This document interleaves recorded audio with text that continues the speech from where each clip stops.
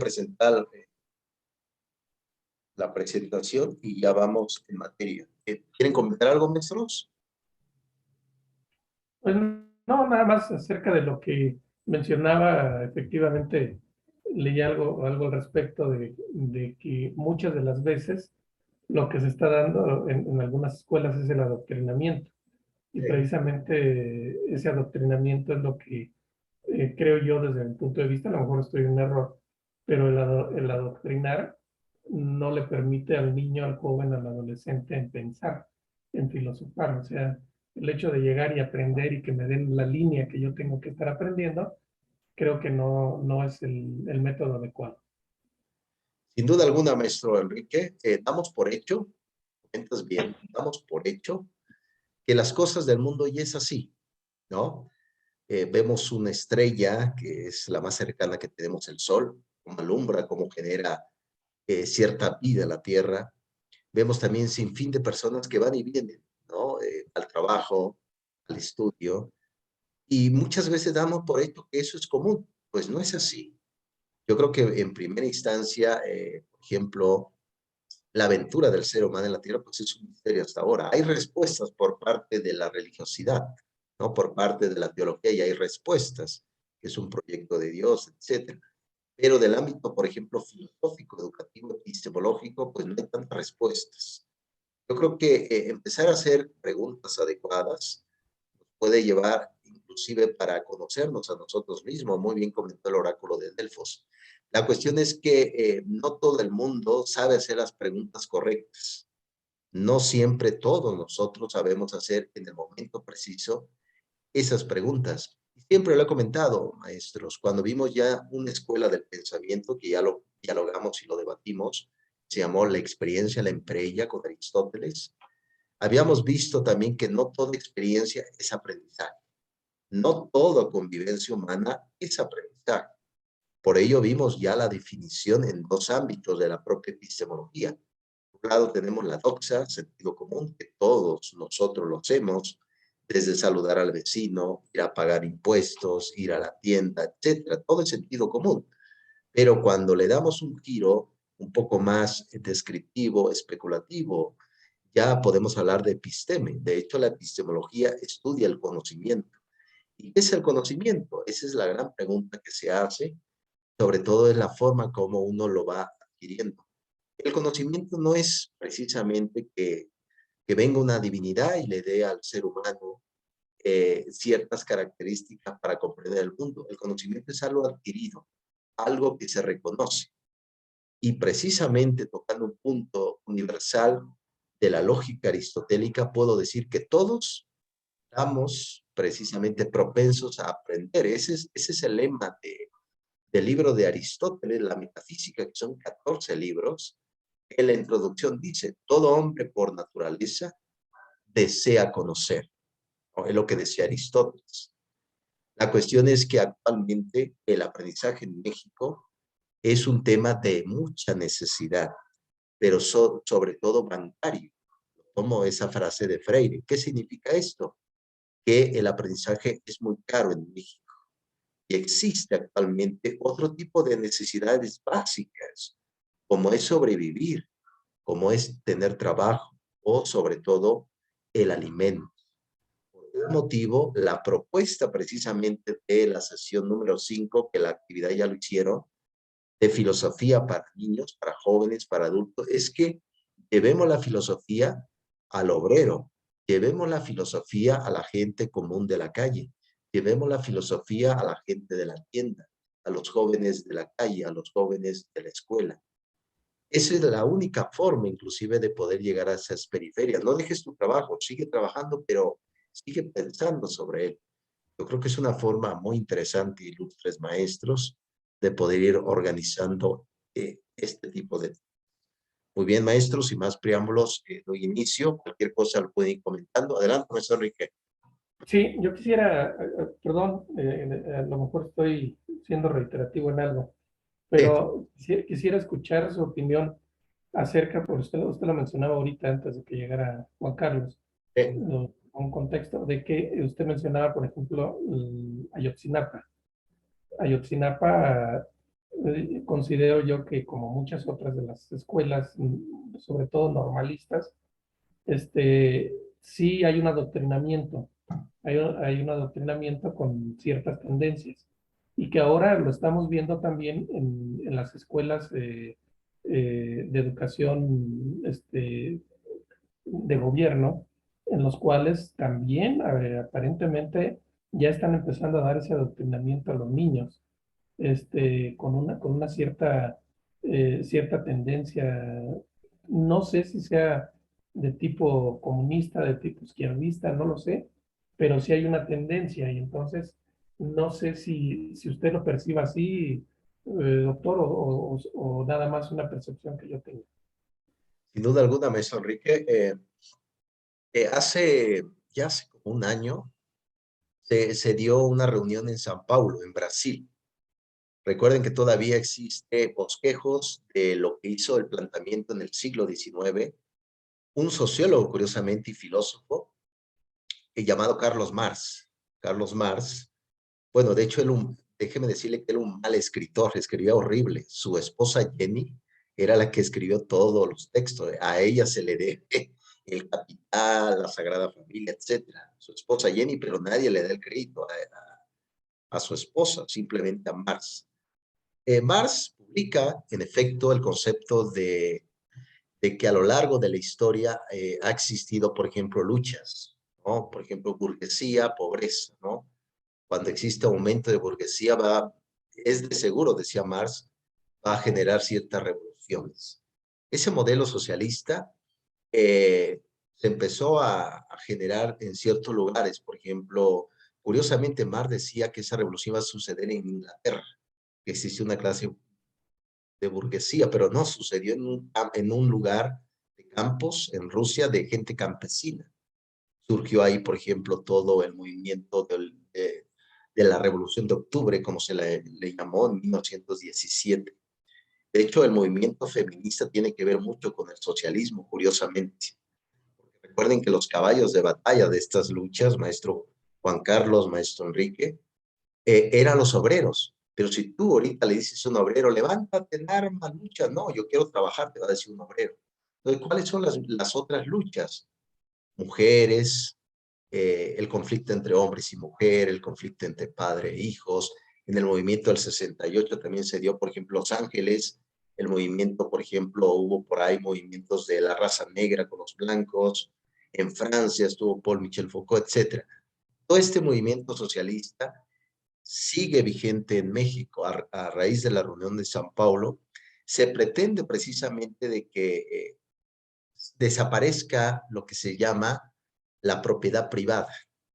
Ese es el ideal del socialismo que en su momento el propio eh, Carlos Marx lo propuso. Es decir, que no existe la propiedad privada. Y si tú, por ejemplo, maestro Enrique, tienes autos y demás, pues me lo vas a dar a mí al otro día porque es la parte de que no existe propiedad privada. Y eso se está enseñando en efecto en las escuelas. El socialismo como modelo fracasó.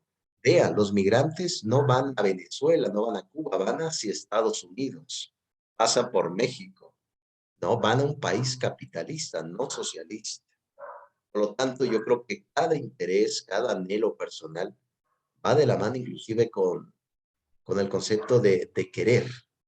Si usted le echa un vistazo así detalladamente un punto crítico, por ejemplo, Marx fue alcohólico, él, uno de los grandes mitos, hay un libro que se llama de Martin Cohen, es un filósofo inglés, yo lo leí, el libro se llama Cuentos Filosóficos, donde narran precisamente que el propio Carlos Marx, pues, supuestamente se iba a estudiar a una biblioteca inglesa, etcétera, y se la pasaba bebiendo durante todo el día y se iba a los prostíbulos, etcétera, ¿no? Por ejemplo, el Che Guevara, Ernesto Che Guevara, que está precisamente todas las banderas de las protestas en México, Che Guevara tenía un campo de concentración en Argentina de homosexuales. Y curiosamente los homosexuales actualmente usan la pancarta del propio Che Guevara, ¿no? En sus luchas.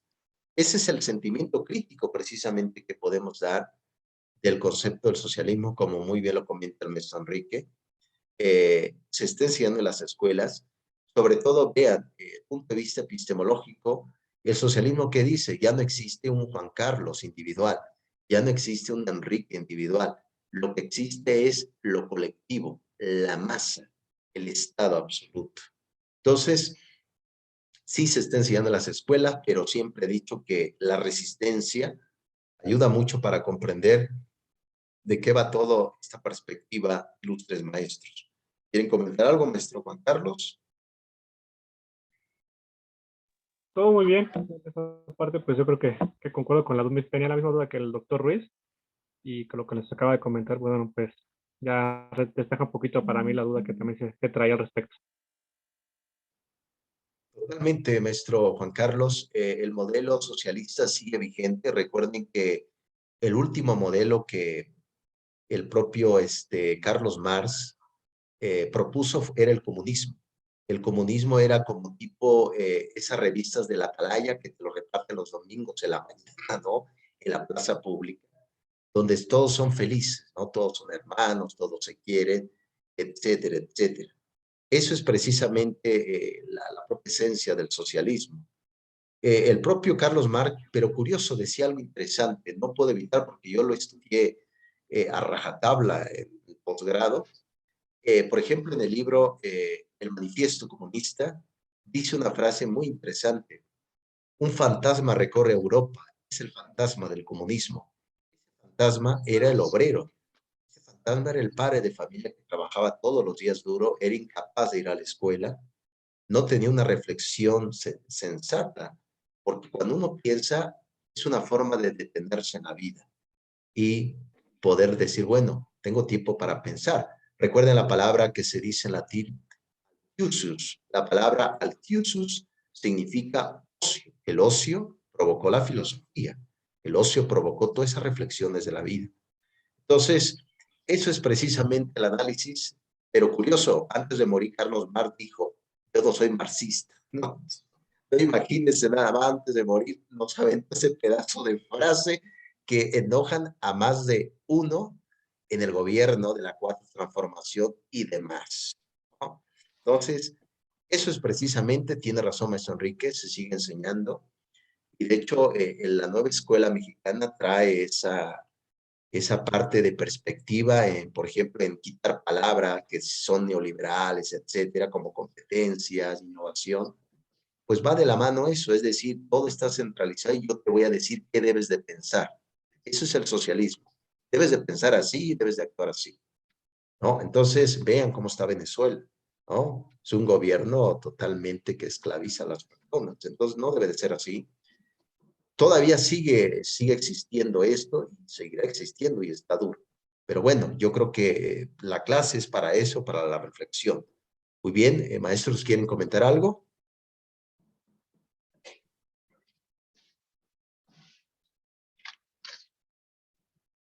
Ok, excelente. Por ahí la maestra Aide ya se encuentra. Qué bueno que está con nosotros.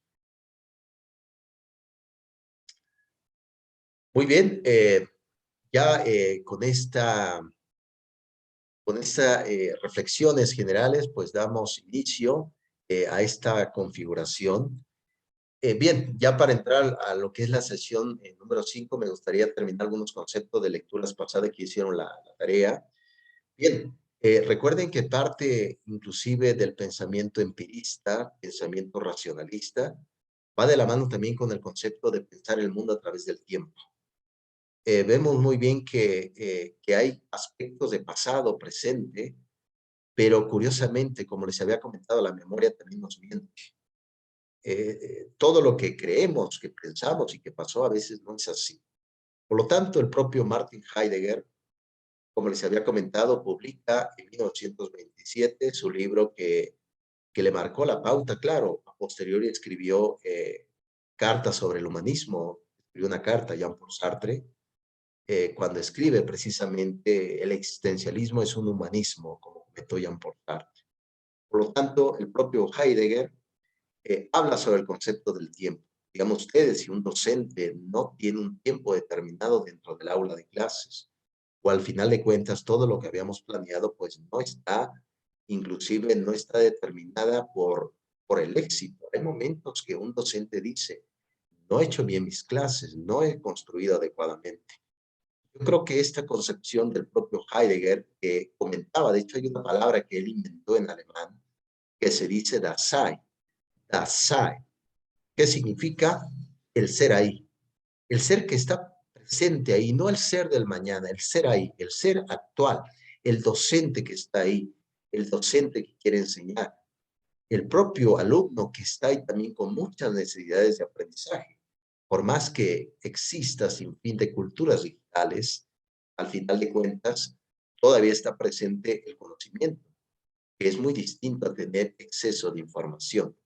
Heidegger, como les platiqué, nos deja un buen testimonio epistemológico en decir siempre que cada uno tiene su momento, no para morir, sino para vivir en el aprendizaje. Ese momento es cada uno, por tal motivo, cuando ustedes, como doctores en educación, van a decir, bueno, profesor, ¿cuál es mi momento para aprender? Ese es el momento, inclusive, para preguntarse también cuál es el tiempo que tiene cada estudiante para que aprenda dentro del aula de clase. Son tiempos distintos y a veces eso causa mucha controversia en decir, oye, este alumno no aprendió contigo, espérame, a lo mejor necesitaba más tiempo para el aprendizaje. Pero todo, como todo es carrera, todo va tan rápido, más en este tipo de educación a distancia, genera esa gran incertidumbre. Por lo tanto, lo que comentó el propio Martin Heidegger sobre el concepto del ser y el tiempo. Bien, profesores, ¿tienen algún comentario? Ahora sí los veo muy callados. Espero que no les esté aventando una dosis excesiva de filosofía y de epistemología. Así somos nosotros de serios. Están muy serios, realmente tienen hasta un semblante así muy estoicos, muy espartanos. Así somos nosotros, la seriedad andando.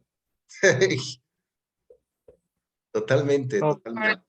Sobre todo el doctor, que aparte ya lo felicitaron por su cumpleaños. Ya, gracias, maestra, ya. Ah, Y, es su y cumpleaños, maestro también con Enrique. Carlos Peña también. Sí, no, oye, fue el lunes. El lunes. Pero ¿por qué no sabíamos, maestro? ¿Qué conspiración es esta? No, es que seguimos en fiesta. El recalentado, recalentado. Exactamente, sí. Pues felicidades, maestro Enrique. Muchas gracias, gracias. Felicidades. Excelente. Muy bien. Pues sigamos, ilustres maestros, con esta seriedad. Muy bien. Pues hubo por ahí también otro pensador, educador, epistemólogo. Yo creo que generó también, se podría decir, ciertas perspectivas de un análisis profundo. Fíjese que hay un profesor llamado Mauricio Beuchot. De hecho, él es sacerdote dominico, pero me parece que ya dejó los hábitos. Esto, ya ves qué pasa. Por ahí hubo también un jesuita muy famoso, un exégeta. Recuerden que la palabra exégesis proviene del griego, que significa traductor, interpretador, el que interpreta, exégesis, ¿no? Entonces, el propio José Porfirio Miranda fue jesuita mexicano, un gigante inclusive en la filosofía, uno de los más grandes, se podría decir, del siglo XX en filosofía aquí en México. Estudió en Goethe, allí en Alemania, mexicano. Tiene por ahí libros, por ejemplo, Marx en la Biblia, es un libro escandaloso, pero bueno, Marx vivió mucho después de Jesucristo, ¿no? Muchos dicen que Jesucristo fue el fundador del marxismo, ¿no? Por una comunidad, por la cooperación, etc. Y tiene otro libro que se llama Apelo a la razón. Ese libro yo lo tengo por ahí. De hecho, la UAM de Azcapotzalco publicó sus obras completas, por si alguien quiere ahondar un poco en el propio Porfirio Miranda. Bien, Mauricio Beuchot también es uno de los grandes en el tema de la hermenéutica. La palabra hermenéutica viene del concepto de la teología. Se viene al ámbito y al terreno de la filosofía. La hermenéutica significa el arte de la interpretación, el arte de interpretar los conceptos. Por ejemplo, si yo quiero escribir una historia de los judíos, una historia por ejemplo, de la Mishnah judía, ¿qué voy a hacer? Pues me voy a Jerusalén y convivo por un tiempo con ellos para sentir, para oler y sobre todo estar ahí en las tradiciones del Shabbat, etc.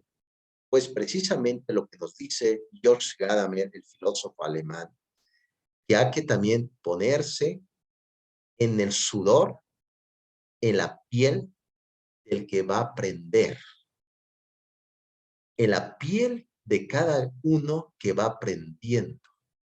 Esa es la interpretación. Sí o no, todo el tiempo estamos interpretando lo que me dice, por ejemplo, un texto, lo que me dice el vecino cuando platico con él, o voy a la tienda, oye, dame un kilo de huevo.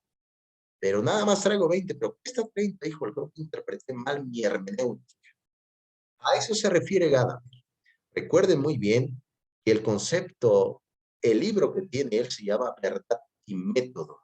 Es un pedazo de libro nada fácil, déjeme decir. No es como un libro de cumbres borrascosas, nada de eso. Es un libro dificilísimo. ¿Verdad? Método. Precisamente cuando ustedes, apreciables maestros, en nuestra materia de teoría del aprendizaje, deben de aplicar siempre la hermenéutica, interpretar correctamente qué nos quiere decir el estudiante, qué nos quiere decir la realidad, qué nos quiere decir a nosotros mismos. Todo el tiempo estamos interpretando, pero déjenme decirles que cuando no interpretamos correctamente, ¿qué sucede? Hay hasta guerras, hay hasta matanzas, hay sin fin de circunstancias. Por lo tanto, aplicar el rigor hermenéutico nos puede ayudar para tener una concepción clara y precisamente precisa de la realidad. Pero les tengo una mala noticia, maestros. Les tengo una mala noticia. Comprender la realidad con certeza no se puede. Recuerden que dijo uno de los filósofos llamado Heráclito, un presocrático del siglo V antes de Cristo. Él tiene un libro que se llama El Tratado sobre la Naturaleza. Decía Heráclito, no podemos bañarnos 2 veces en el mismo río, porque cada vez que entras al mismo río ya no eres el mismo, decía Heráclito. ¿Qué significa esto? Que la realidad donde vivimos está cambiando constantemente, constantemente está cambiando. Por eso es el gran debate actualmente con la nueva escuela mexicana. Los planes y programas de estudio que se está implementando en este sexenio, cuando llegue otro partido político, adiós, goodbye, los planes de estudio. Yo creo que sigue vigente este tipo de concepto de que todo va fluyendo. Es muy difícil de determinar el concepto de la propia realidad, más en temas de aprendizaje, muy difícil. Por lo tanto, esa es la herencia que nos deja George Gadamer en su libro Verdad y Método sobre el concepto de la hermenéutica científica. ¿Hay alguna pregunta, ilustres maestros? Veo al maestro Enrique que tiene un semblante así muy, muy estricto, maestro Enrique. Y hasta me estás poniendo un poco triste, maestro Enrique. No, para nada. Nada más me quedé pensando que bueno, efectivamente no puede uno nadar en el mismo río, ¿no? Pero porque uno ya no es el mismo, pero tampoco el río es el mismo. Sí, en efecto. Sí, o sea, el agua fluye, Eh, entonces ya no es el mismo. Entonces creo que ahí entran los dos factores. Totalmente, maestro Enrique. Sí. Yo creo que el propio Heráclito se quedó un poco corto en este punto. El río ya no es el mismo tampoco. Y eso es precisamente lo que habíamos platicado, porque si no existe un conocimiento, es imposible que exista una epistemología. Y más aún cuando veamos ya el origen del constructivismo con este epistemólogo suizo llamado Jean Piaget, vamos a ver precisamente que el conocimiento es algo que se va construyendo a lo largo de nuestra vida, no está terminado, no está terminado aún. Y eso nos va a abrir la posibilidad de decir, bueno, por eso, por ejemplo, aquí el INEA, la educación para los adultos en México, que empezó a partir del siglo XX, al igual que CONAFE, Consejo Nacional de Fomento Educativo, tienen esa concepción, porque si el conocimiento no está terminado, ¿por qué no enseñarles a las personas adultas? ¿Por qué no enseñar a esos jóvenes, al obrero, etcétera? Ese es precisamente el propósito. Entonces, yo creo que vamos construyendo hasta ahí. Bien, maestros, ¿tienen algo que comentar? Todo bien, gracias, maestro. Muchísimas gracias. Muy bien. Pues sale pues, maestros, vamos ya a la semana número 5. Debería ser hoy la semana 6, pero me he detenido. La siguiente semana vamos a revisar ya las reformas educativas en México. ¿Por qué razón? ¿Qué razón en epistemología de la educación? Vamos a revisar la reforma educativa. Al final de cuentas, la epistemología no tiene tampoco razón de ser si no existe un currículo escolar moderno adecuado a las necesidades del presente. El currículo escolar va y viene, inclusive ha tenido sin fin de circunstancias en México, si ustedes revisan, por ejemplo, en la época en el 2013 con Emilio Chaifet, que lo pusieron ahí para quitar a una mujer que llevaba tiempo en el sindicato, ¿no? Que hace poco se casó, de cuyo nombre no me quiero acordar. Se casó, tuvo un bodorrio, como se le dice por ahí, fantástico y demás. Hasta salió memes, ¿no? Este joven que déjame tú eres. Precisamente a partir del 2013 se ha venido gestando un cierto concepto de evaluar. La cuestión es que se evalúa una educación no tan buena a nivel público, también en el nivel privado. Entonces lo que se pretende es que tanto el profesor con esta materia y tanto el que va a aprender tenga un conocimiento más estable y todo crítico de lo que es el concepto de la realidad. Pues bien, vamos a ver ya la semana 5, día para niñas y niños en México. Un gran debate, sin duda alguna. Bien, vamos a ver a la profesora María del Socorro y Patricia Díaz, que son las coordinadoras dentro del libro que les dejé, que hicieron la tarea, ya les califiqué. Viene precisamente algunos que dan su punto de vista. Vamos a ver quiénes son y ahorita lo vamos a ir comentando. Bien, para empezar, ya les había comentado de Mateo Lindman, filósofo de Estados Unidos, que fue uno de los primeros que empezó a utilizar el concepto de la filosofía en el aula. De hecho, ese es su libro de Mateo Lindman, donde habla precisamente el concepto del currículo, de cómo debemos de aplicarlo, qué tipo de aplicación podemos hacer. Se dan diferentes vertientes. Por ejemplo, si ustedes, profesores, van a dar cátedras, son directores de una escuela, pueden decir, bueno, vamos a empezar a implementar ahora una tarde de café filosófico, una charla, un vino, etcétera, o, por ejemplo, una reunión de consultoría filosófica.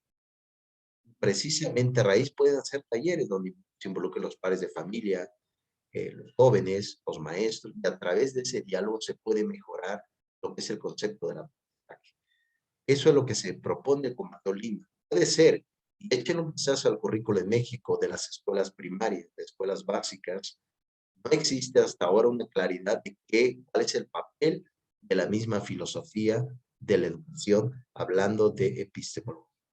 Eso es importante, no lo olviden, ilustres maestros. ¿Cuál es el papel? Ustedes le deben dar ese papel. Por eso están estudiando esta materia y este doctorado en educación. Muy bien. Sigo, ánimos, maestro, ya casi nos vamos, 9 minutos, Juan Carlos, ya casi, maestro.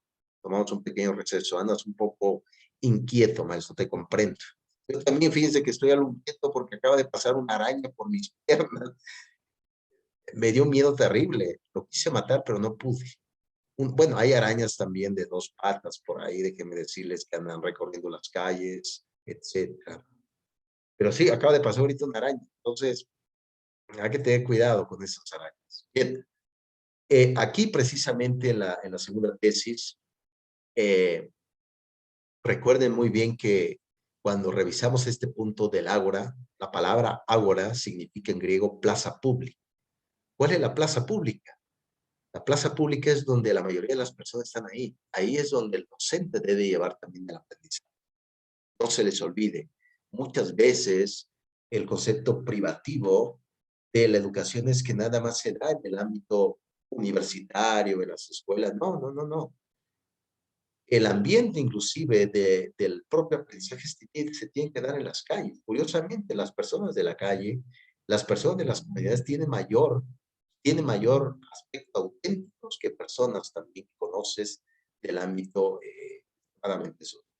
Por lo tanto, recuerden esto, como les platiqué, según el libro del profesor Buenaventura Delgado, el libro Historia de la Infancia, de Editorial Ariel, recuerden que La creencia se tenía que el niño era un ser inútil, un ser incapaz, un ser que no tenía concepción alguna de la vida. Por ahí existe uno de mis grandes rivales. De hecho, hay un filósofo que es uno de mis rivales más potentes que he tenido en mi vida. Se llama Peter Singer. Peter Singer es un filósofo llamado el filósofo pedófilo. De hecho, tiene ideas algo extrañas. Recuerden, lo único que les puedo decir es que la filosofía ahorita anda en malos pasos. Lamento decirles, maestros, que la filosofía, como le pasó a Nietzsche, anda ahorita metido en burdeles la filosofía. Cuidado con eso, maestro. Cuidado con ese punto. Como comentó Goya, la razón produce también monstruos.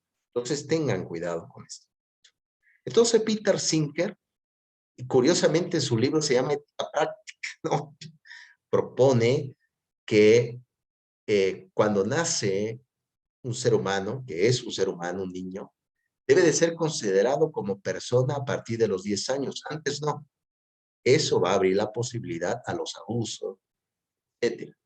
Por lo tanto, lo que comentaba Buenaventura Delgado es que cuando el niño nacía, en la época clásica, Esparta, Grecia, Roma, ¿qué pasaba con el niño? Era envuelto en sábanas.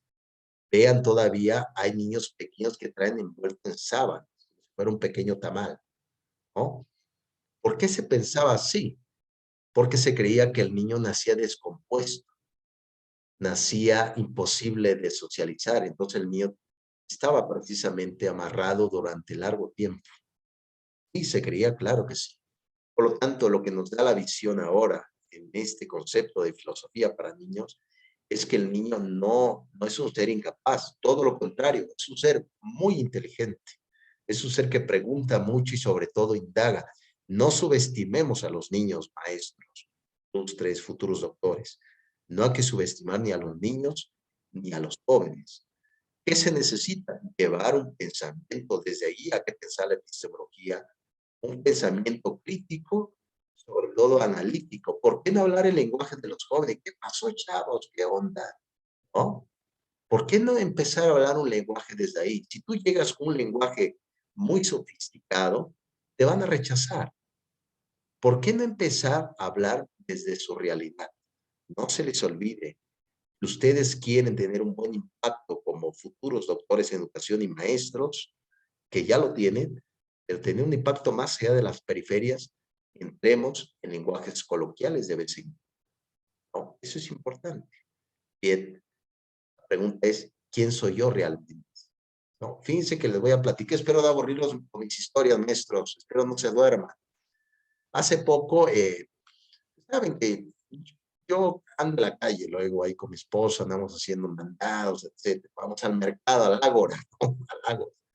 Entonces, tuve que ir al banco a tramitar una tarjeta y yo estuve sentado y vi gente que llegaba, etc. Y como filósofo también me tengo que hacer preguntas. Entonces yo me pregunté, ¿qué estoy haciendo aquí? ¿No? Yo creo que la pregunta sería muy obvia. ¿Y me saca la tarjeta? Si no, no hay pecunia, ¿no? No hay dinero, no hay nada, ¿no? ¿Qué estoy haciendo aquí? Estas personas que vienen aquí, ¿de dónde vienen? ¿Qué piensan? ¿Cuáles son sus sueños? ¿Qué problemas tendrán como yo?